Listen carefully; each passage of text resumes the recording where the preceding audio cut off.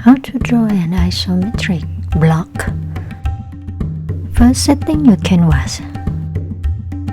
Create a new layer and set it to drawing axis.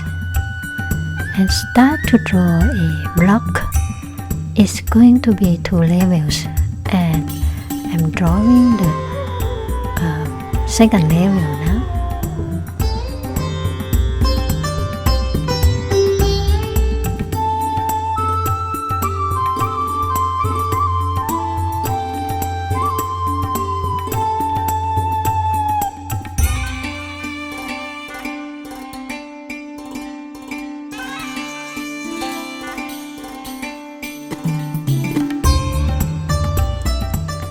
Okay,